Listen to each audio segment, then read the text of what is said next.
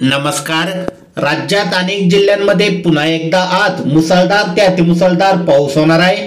तर काही ठिकाणी अतिवृष्टीसारखा भयंकर पाऊस सुद्धा आपल्याला काही जिल्ह्यांमध्ये बघायला मिळणार आहे.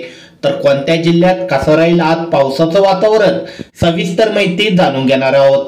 तर व्हिडिओ शेवटपर्यंत नक्की बघा.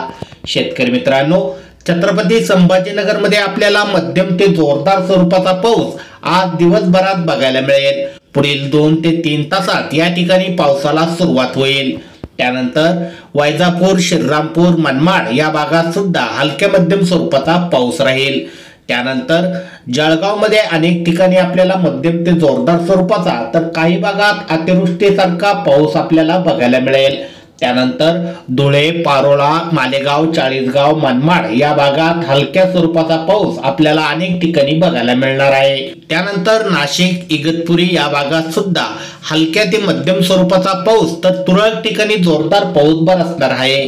त्यानंतर इगतपुरी, कल्याण, डोंबिवली, वाडा या भागात सुद्धा मध्यम ते जोरदार स्वरूपाचा पाऊस अनेक भागात बरसेल. त्यानंतर मुंबई, खोपोली, गोरेगाव, चिपळूण या भागात सुद्धा मध्यम ते जोरदार स्वरूपाचा पाऊस होईल. तर जुन्नर, खेड, पुणे या ठिकाणी ढगाळ वातावरण व हलके मध्यम स्वरूपाचा पाऊस राहील.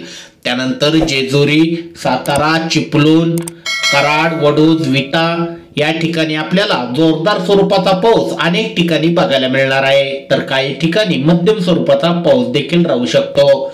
त्यानंतर बारामती, दौंड, इंदापूर या भागात ढगाळ वातावरण व हलक्या स्वरूपाचा पाऊस बरसेल. त्यानंतर जामखेड, बीड, केज या भागात सुद्धा मध्यम ते जोरदार स्वरूपाचा पाऊस अनेक भागात बघायला मिळेल. त्यानंतर माजलगाव, परळी, परभणी या भागात ढगाळ वातावरण व हलका पाऊस राहील.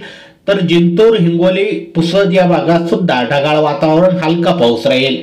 त्यानंतर जालना, लोणार, चिखली, खामगाव, अकोला या भागात आपल्याला जोरदार ते मध्यम स्वरूपाचा पाऊस बघायला मिळेल. तर वाशिम, कारंजा, पुसद या भागात हलक्या स्वरूपाचा पाऊस व ढगाळ वातावरण राहील.